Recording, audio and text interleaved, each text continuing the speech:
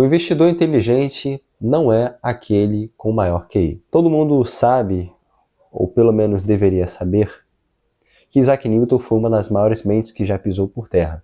Ele foi o precursor do cálculo, da física, astronomia. Só que pouca gente entende, ou pouca gente conhece, aliás, que em 1720 ele perdeu o equivalente a 3 milhões de dólares. Acontece que nessa época tinha as ações da South Sea Company.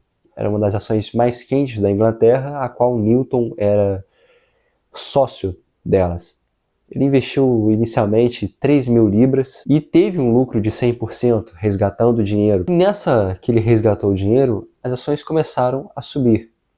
E subiram mais. E ele pensou em que resgatar o dinheiro foi uma errada decisão. Ele investiu 20 mil libras naquelas ações que já estavam subindo com o otimismo dos ingleses. Em 1720, as ações da South Sea Company começaram a despencar e ele perdeu o equivalente a mais de 3 milhões de dólares se convertidos para os dias de hoje. Ele chegou a dizer que podia prever o comportamento dos corpos celestes, mas não a insanidade das pessoas. Esse fato nos leva à conclusão de que investir com inteligência não é uma questão de cérebro, mas é uma questão muito mais de disciplina, paciência, controle emocional e estar ávido por aprendizados de formas a gerir melhor o seu patrimônio. Meu nome é Klaus Augusto, você está no canal Magnus Educação.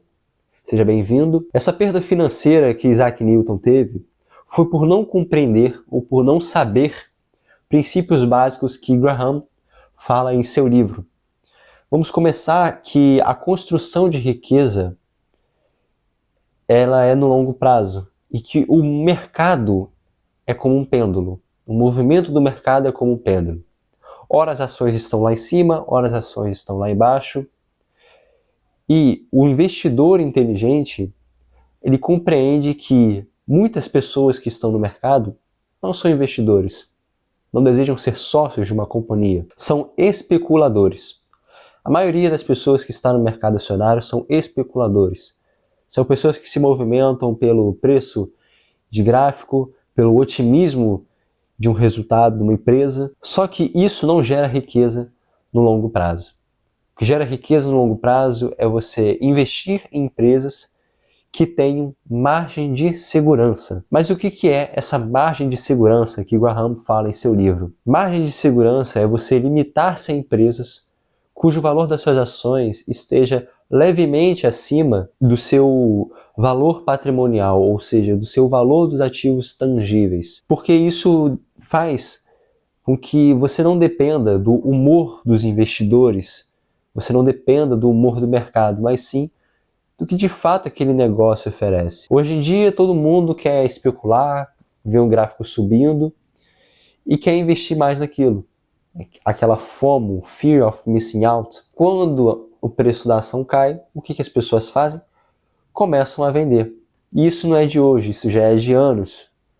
Né? É o comportamento humano, a psicologia, evitar perdas grandes. Vou citar aqui um exemplo. A Microsoft, ela desceu cerca de 24% do início do ano para alguns dias atrás. Ela publicou o resultado e em um dia as ações subiram 17%, algo que não se via desde 2008. Então percebe que quando as ações estão caindo, os investidores vão se desfazendo, vão ficando psicologicamente instáveis.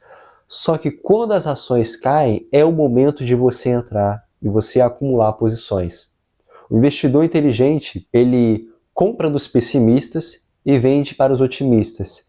É muito aquilo que Warren Buffett dizia, que é comprar ao som de canhões e vender ao som de violinos. Então a primeira coisa que um investidor inteligente tem que reconhecer é que o mercado é como um pêndulo, que vai em altos e baixos, e você maximizar os seus ganhos é você comprar justamente quando todo mundo quer vender.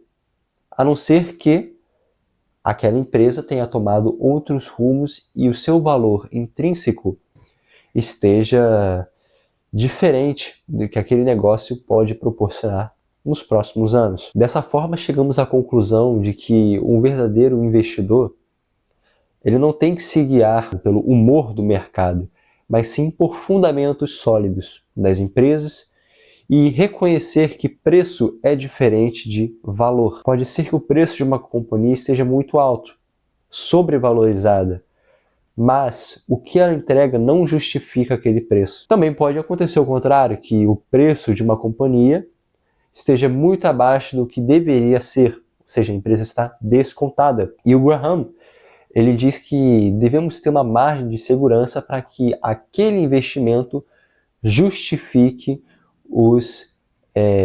aquela margem de segurança justifique o investimento no longo prazo. Graham também diz em seu livro que há dois tipos de investidores. O investidor defensivo, que é aquele que busca minimizar riscos, e o investidor empreendedor ou agressivo, que ele já estuda um negócio, um setor com mais afinco, a fim de maximizar os seus lucros. Também não se pode relacionar ou predizer que a segurança de um negócio está atrelado à perspectiva de crescimento dele. Ou seja, que os lucros futuros estão atrelados à perspectiva daquele negócio. Muita gente tenta investir pensando qual é o próximo negócio do século, qual é o próximo ativo, tecnologia, IA, robótica. Só que não é somente você que está fazendo essa análise, são várias outras pessoas. E por várias outras pessoas também fazerem essa análise, aquele negócio, aquela empresa, ela já está de certa forma precificada e não terá retornos tão acima da média quanto você imaginava que teria. Então, perspectivas de crescimento óbvias não significam lucros óbvios para o investidor. Quando todo mundo diz que um setor é melhor para investir, os preços já subiram tanto que fica difícil superar aquela marca. Investir com inteligência, então, não é buscar retornos medianos. Aliás, já é difícil buscar retornos medianos, retornos em relação à média do mercado. Se você consegue superar um pouco a mais, você já está acima da média. Então, uma estratégia que ele comenta no livro é busque olhar para negócios que pouca gente está comentando. Por exemplo, hoje em dia todo mundo fala de IA, bolha, o risco de se investir altos valores numa empresa que todo mundo está falando que é uma bolha, que relembra muito a parte do início dos anos 2000. Será que esse risco compensa o lucro que você poderá ter, uma vez que está todo mundo investindo naquilo? Você acaba lidando muito com o humor do mercado. Então, isso causa um sentimento psicológico de insegurança quanto ao seu investimento, quanto ao seu investimento, né? Porque às vezes é uma especulação.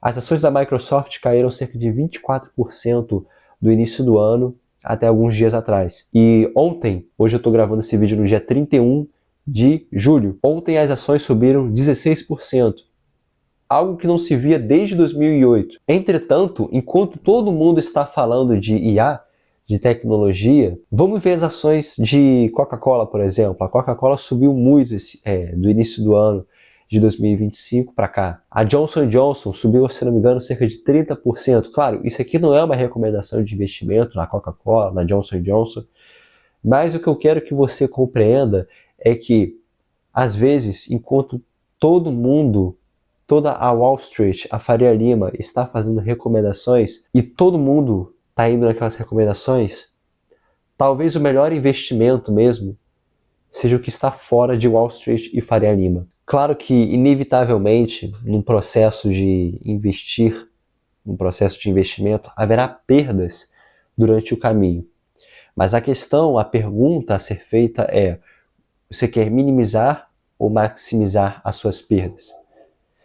Bem, uma coisa eu sei, que aqueles que não aprendem com a história estão condenados a repeti-la. Então cabe a você qual decisão será feita: especular ou investir com inteligência.